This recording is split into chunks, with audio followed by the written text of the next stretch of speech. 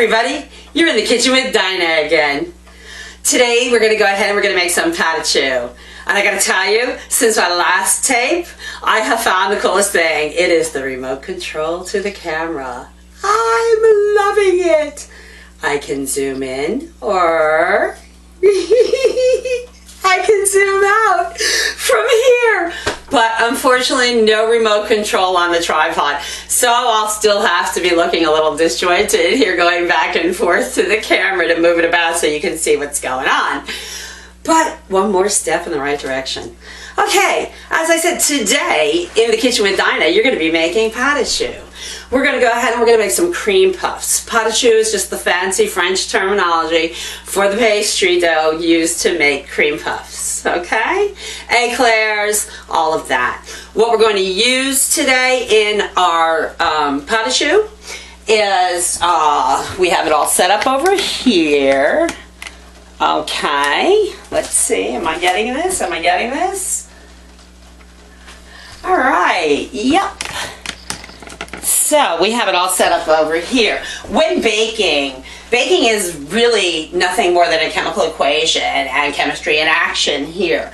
So it's very important to have all your ingredients together, ready, measured, because you have to add them one at a time and right after the other and continue with the entire process, or you just destroy it. Now I've got a pot on the stove over here with water now coming to a rolling boil. I'm going to go ahead and I'm going to add my butter cubes, which I have over here on the table. I've got 4 ounces of butter. We're using 2 cups of gluten flour. When you make cream puffs, it is best to use gluten flour, bread flour, high gluten flour, to make them, because this will give a lot of air on the inside. You'll get that nice airiness going.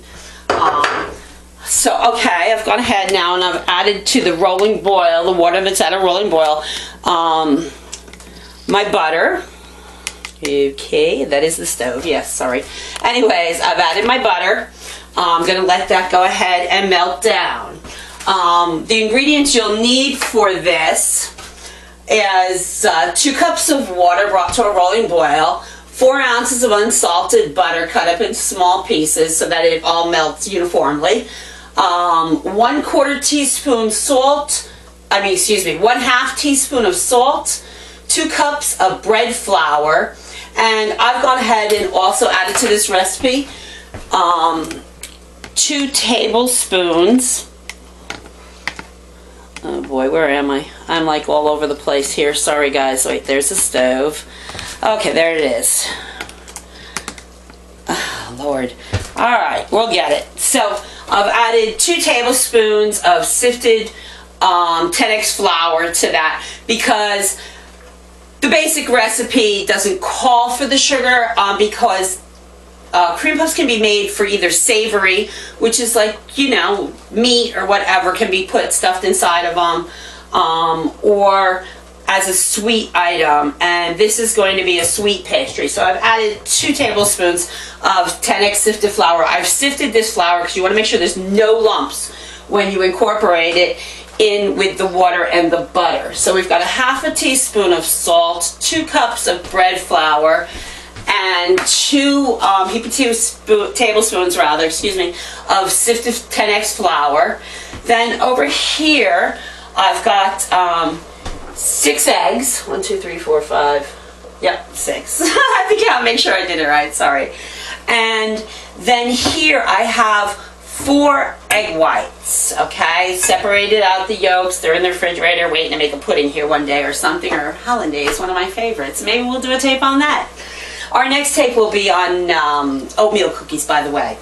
But at any rate, so okay, so we're all set up. I've got my baking pans here lined with parchment paper, with wax paper. Okay, ready to go. And looks like we're about ready to get underway. Let's check our pot. Okay, yep. Got it all nice, completely melted. You don't want to let it go too far. Okay, now we're going to remove that from the heat. And we're going to go ahead and we're going to incorporate the flour. You're going to put the flour in all at once. Oh, and by the way, we've already preheated our oven to 420 degrees. All right. Now, we're going to just go ahead and incorporate the flour, salt, and sugar that we have all mixed together here. And you want to add it all at once. Very important, because otherwise you're going to wind up lumpy and not having a good mix. You want it nice and lump-free, and see, it will pull away from the edges of the pot. Okay, I just want to give it a few more stirs here. Make sure we get, oh God, watch me spew this all over the place. Okay. Yeah, I start with a whisk to make sure that I get it all evenly mixed, and then I'll go to the spoon to make sure that the lumps are all incorporated. All of the flour. Well, since it's sifted, we shouldn't have to worry too much, should we? But this is what it will look like. Okay. It'll be soft, uniform, stick together, cause a nice ball to form when we're ready. Okay? All right. Now, our next step is we're going to go ahead and return it to the heat just to cook out that flour taste. So the flour will go ahead and start working. Just heat it up a little, makes a nice ball, and beat it up really, because the air that you beat into this, that is going to be one of the things that causes you a success in your cream puffs and makes, or your eclairs, and makes that nice, light, airy interior.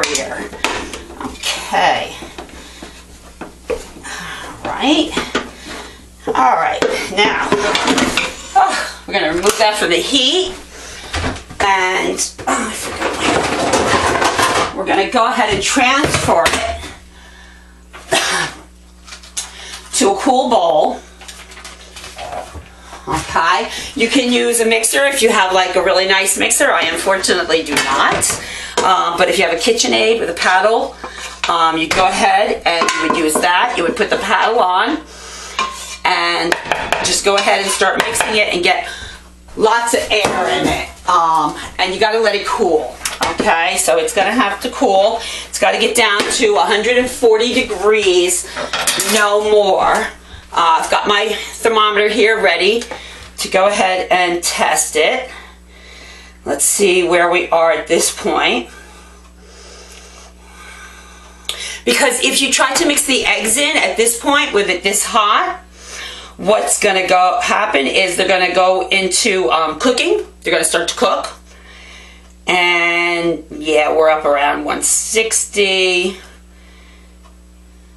Okay, so we're just going to go ahead and keep adding air and moving this about so that we can let it cool. Then we're going to start to incorporate our eggs. While this cools, I'm going to go ahead and bring you back over here to the table where the eggs are, because there's an interesting step here in this. The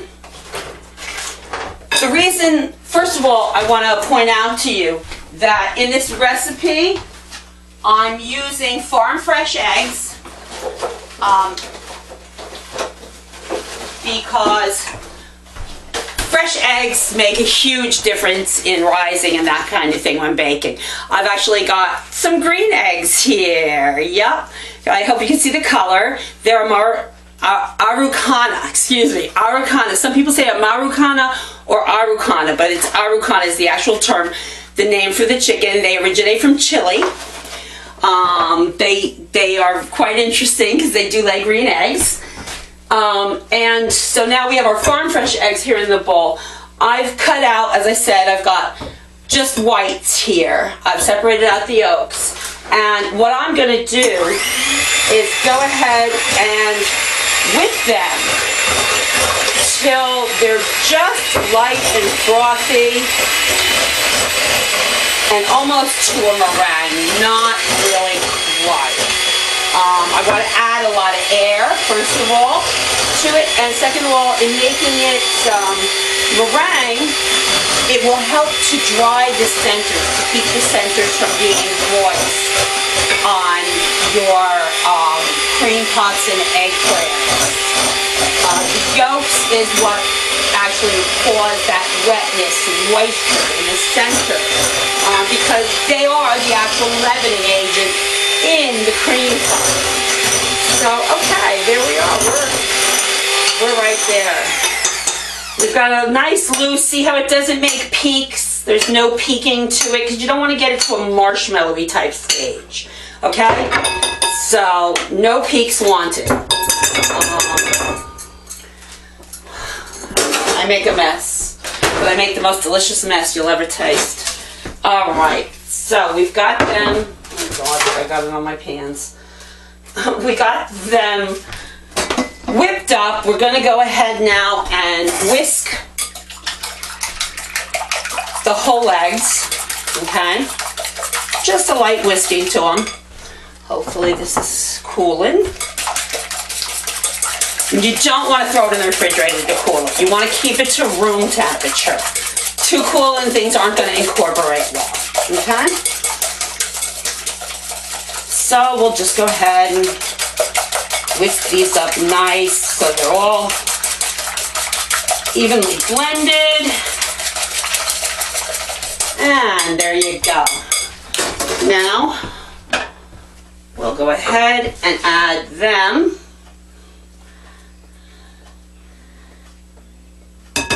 into our egg whites.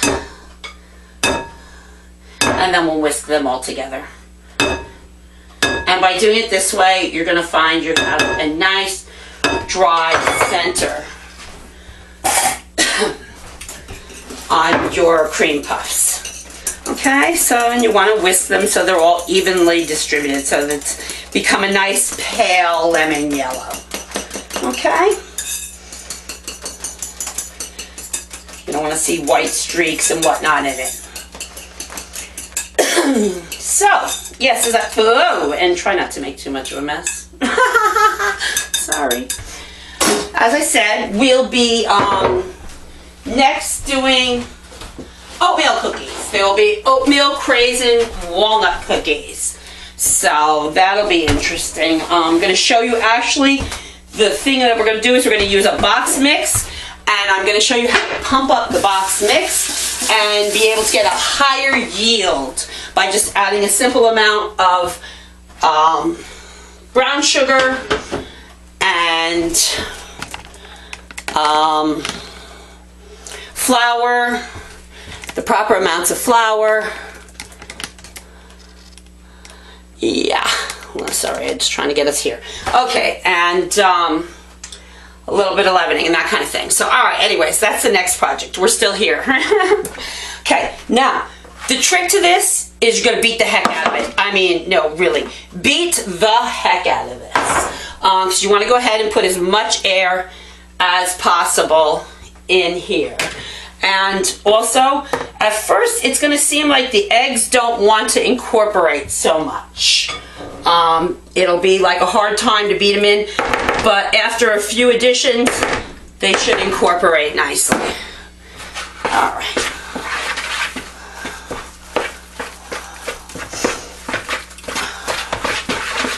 Okay, see?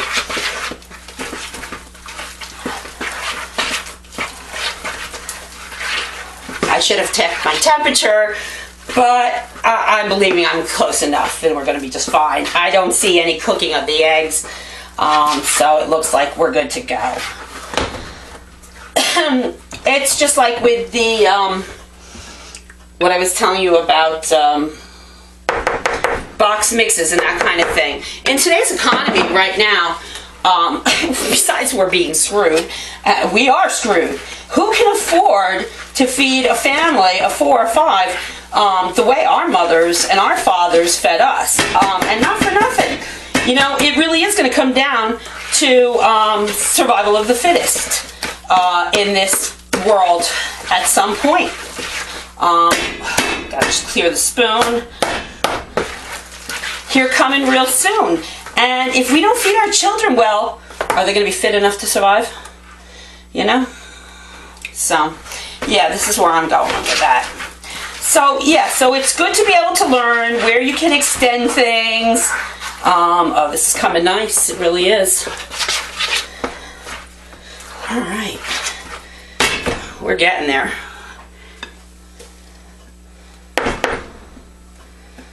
All right, we should be able to add just a little more at a time now since we're starting to get... There we go.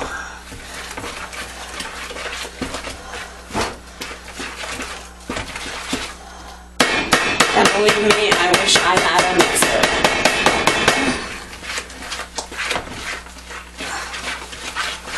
At this point, I suppose I could use the hand mixer.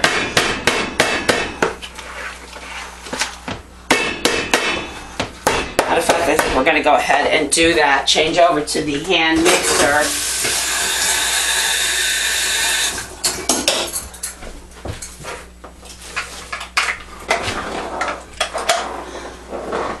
And see if we can't get this going a little bit better here.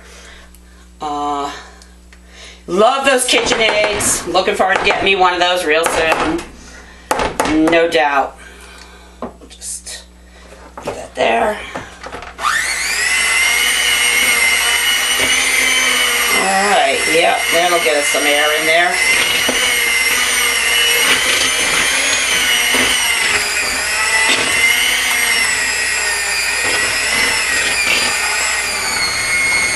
And make sure to scrape the bowl, get all your ingredients down in.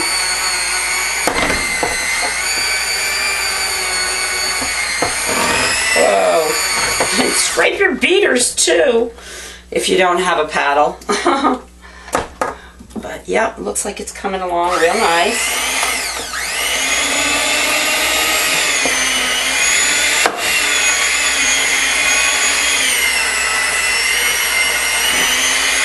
And what you're looking for in consistency here is you want it to stick together and hold its shape, but still be loose.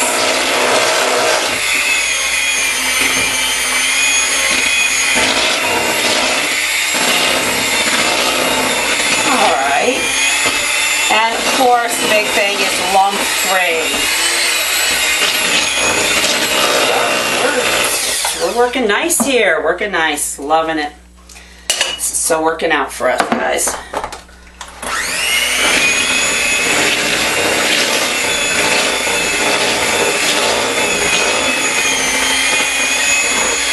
And looking to me like we're kind of right in the consistency we want.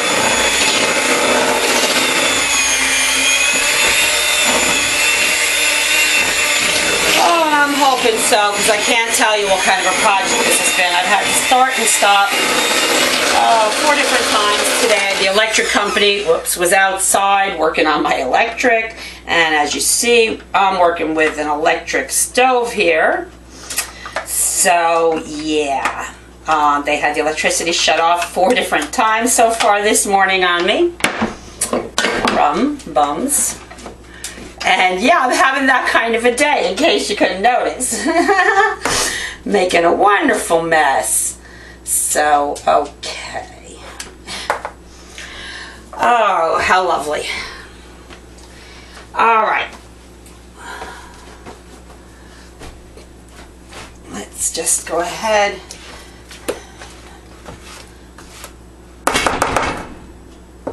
And scrape the bowl.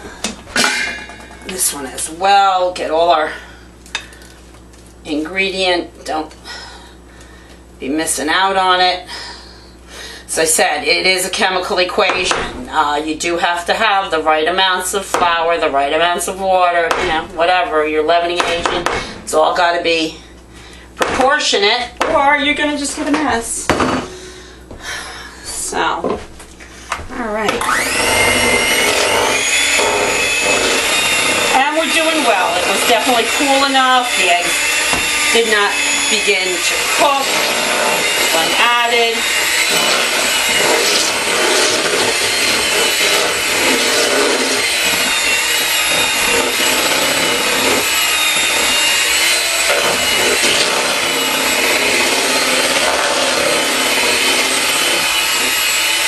Oh yeah, I'm making a mess. Alright. And there we go. Now, our next step will be to go ahead and to spoon it onto our baking trays. We're going to use a couple of teaspoons because yes, it is sticky. And again, alright, I'm going to jump off because I've got a couple of things to do here, and then I'll come right back. Remote control. Oh, Lordy. There's